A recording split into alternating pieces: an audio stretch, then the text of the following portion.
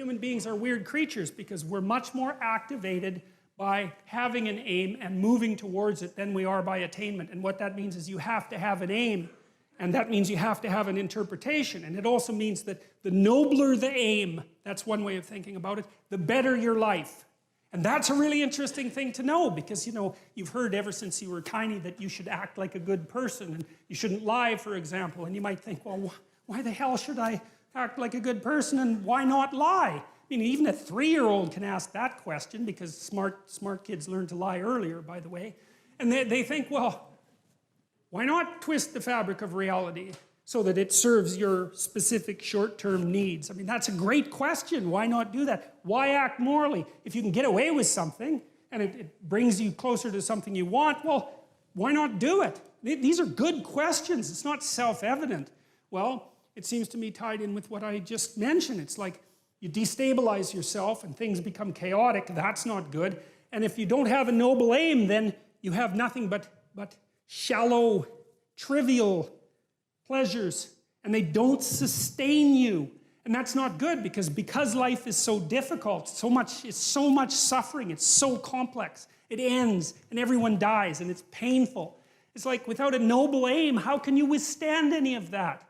You can't. You become desperate, and once you become desperate, things go from bad to worse very rapidly when you become desperate. And so there's the idea of the noble aim, and it's not something, it's something that's necessary. It's the bread that people cannot live without, right? That's not physical bread. It's the noble aim.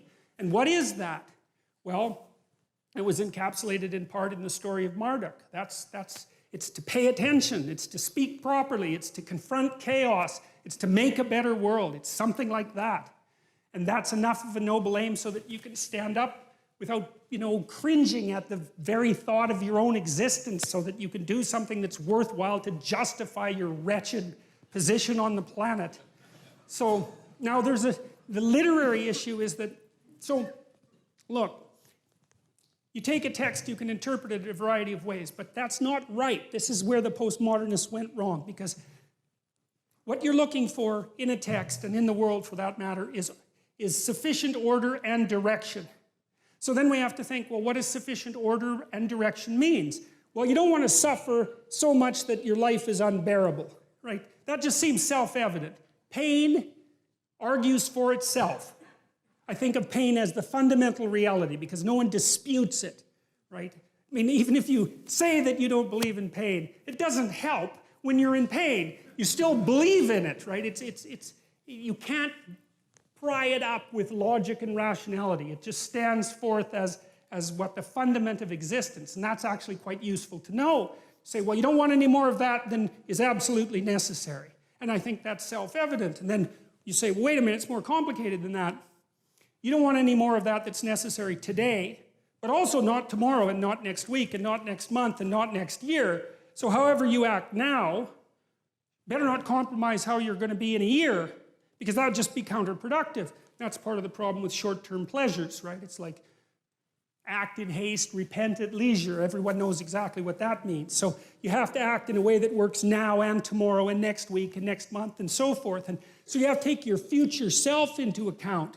And human beings can do that. And taking your future self into account isn't much different than taking other people into account, right? Because I remember there's this Simpson episode, and Homer downs a quart of mayonnaise and vodka. He says, Marge says, you know, you shouldn't really do that. And Homer says, that's a problem for future Homer. I'm sure glad I'm not that guy. That's so ridiculously comical, you know. But you see, we have to grapple with that. And so the you that's out there in the future is sort of like another person.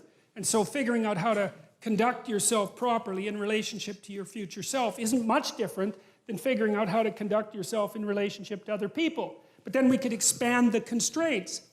Not only does the interpretation that you extract have to protect you from suffering and give you an aim, but it has to do it in a way that's iterable, so it works across time, and then it has to work in the presence of other people so that you can cooperate with them and compete with them in a way that doesn't make you suffer more. And people are, they're not that tolerant.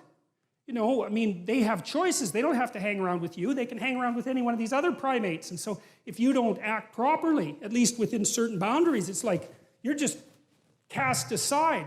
And so people are broadcasting information at you all the time about how you need to interpret the world so they can tolerate being around you. And you need that because socially isolated, you're insane and then you're dead. No one can tolerate being alone for any length of time. We can't maintain our own sanity without continual feedback from other people because it's too damn complicated. So you're constrained by your own existence, and then you're constrained by the existence of other people. And then you're also constrained by the world. You know, if I read Hamlet and what I extract out of that is the idea that I should jump off a bridge, it's like it puts my interpretation to an end rather quickly. It doesn't seem to be optimally functional, let's say. And so an interpretation is constrained by the reality of the world, it's constrained by the reality of other people, and it's constrained by your reality across time. And there's only a small number of interpretations that are going to work in that tightly defined space. And so that's part of the reason that the postmodernists are wrong.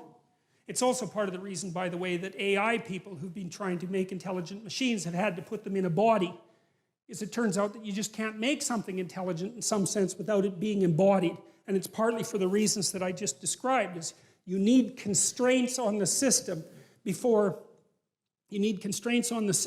so that the system doesn't drown in an infinite sea of interpretation. It's something like that. Thank you for watching this video. This is the Archangel 911.